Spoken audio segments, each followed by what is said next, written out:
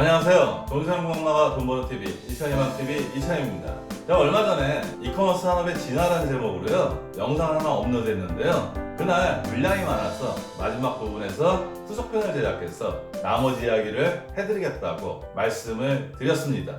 그래서 오늘은 지난번 1편에 이어서요 이커머스 산업의 진화라는 주제로 계속 이야기를 하겠습니다. 지난번 방송 마지막 부분에서요 빠르고 편리한 배송 서비스가 이제 배달 서비스로 진화하고 있고요. 그러기 위해서는 대형마트 같은 오프라인 거점이 필요하다고 말씀을 드렸습니다. 배달 서비스를 용이하기 위한 오프라인 거점이 특성이 있는데요. 먼저 배달 서비스는 주문한 지 30분에서 1시간 사이에 물품이 배달돼야 합니다.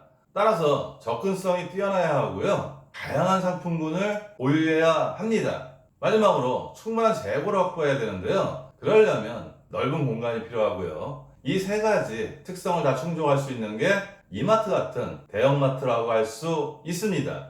유통업체별로 취급하는 상품 개수를 한번 살펴보면요.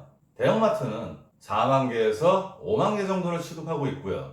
슈퍼는 한 1만 개 내외, 편의점은 2, 3천 개를 취급하고 있습니다. 따라서 대형마트가 취급하는 상품의 개수가 압도적이기 때문에 오프라인 거점으로 가장 유용하다고 할 수 있습니다.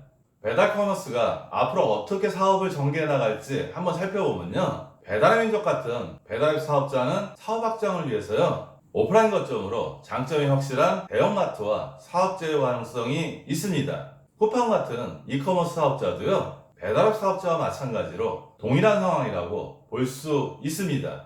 보통 이커머스 업체 같은 경우는요 물류센터가 상당히 외곽에 있기 때문에 아까 말씀드렸듯이 배달 서비스를 하려면 접근성이 뛰어나야 되는데 물류센터에서 배달해서는 배달 서비스를 할 수가 없습니다. 따라서 오프라인 거점을 확보하려면요 신규로 대규모 투자를 해야 되는데 그렇게 사업을 전개하기보다는 제휴를 통해서 사업을 전개하는 게 훨씬 부담이 적을 거라고 생각을 합니다. 그런데 반해서 대형마트 사업자는 직접 배달 커머스에 뛰어들 가능성도 있고요. 오프라인 거점이 꼭 필요하다는 관점에서 보면요. 거점에 대한 투자가 필요하지 않은 대형마트 사업자가 다양한 선택지를 가졌다고 볼 수 있습니다.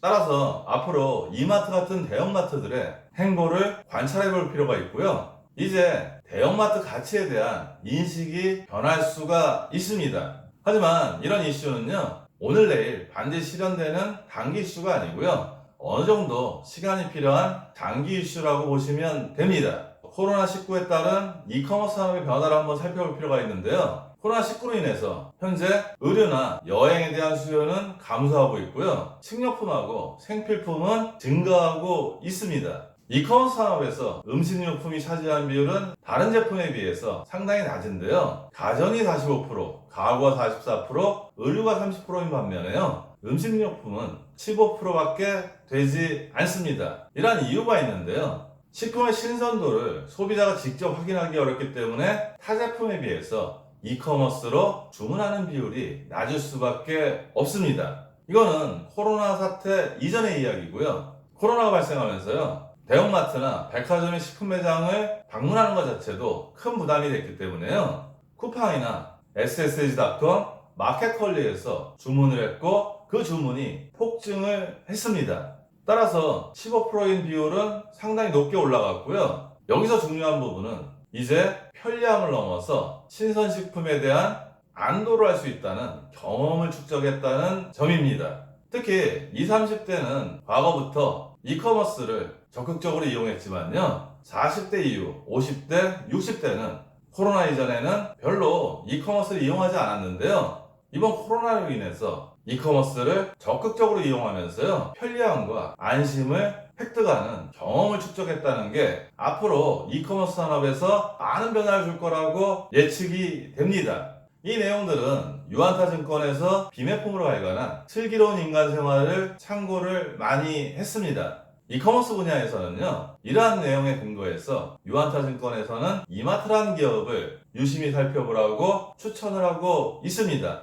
이마트의 기업 실적인데요. 최근 1년의 실적을 보면 정체 내지는 후퇴라고 볼 수 있습니다. 이마트의 주가 변화를 한번 살펴보면요. 코로나가 발생하기 이전에 2019년 12월 30일 날 12만 7,500원이었고요. 코로나가 극성을 부려서 글로벌 증시가 대폭락을 했을 때인 2020년 3월 23일 날 97,900원이었고요. 지난주에 주식시장에 조정이 있었는데요. 그 조정이 있기 전인 2020년 8월 14일 날 이마트의 종가는 13만 500원이었습니다. 지금 국내 주식시장이요, 좀 조정을 겪고 있는데요. 지난주 마지막 날 종가, 즉 8월 20일 종가가 11만 8천원입니다. 이마트의 10년 주가를 한번 살펴보면요, 2011년 9월 23일 날 33만 4천원이었습니다. 지금과 비교하면 상당히 높은 가격이었고요. 이때는 우리가 주말이나 휴일마다 마트를 갔고요, 큰 카드에 가득가득 물건을 담아서 집으로 오던 그런 시절이었다고 생각을 합니다. 이때는 온라인 쇼핑도 지금처럼 활성화되지 않았고요.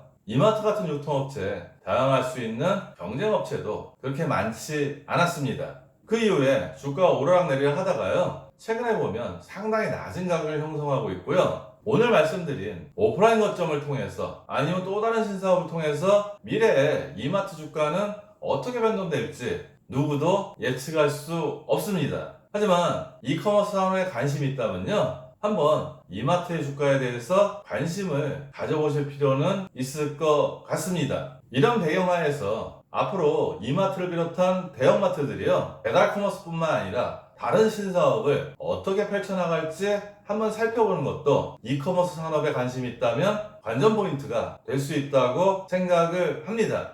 지금은 점점 변화의 속도가 스피디하고요. 지난주에는 오픈마켓인 네이버 장보기 서비스가 론칭하면서요, 또 사람들의 관심을 끌고 있습니다. 따라서 이커머스 산업이 어떻게 변화되는지 그 부분도 한번 살펴보시기 바랍니다. 산업이나 기업에 대한 내용은요, 저도 계속 공부를 통해서 업그레이드 시키고 있습니다. 아직 많이 부족한데요, 더 공부를 많이 해서 여러분들에게 좋은 정보를 제공할 수 있도록 노력하겠습니다. 오늘 내용도 도움이 되었으면 좋겠고요. 오늘도 행복한 돈 관리 되세요.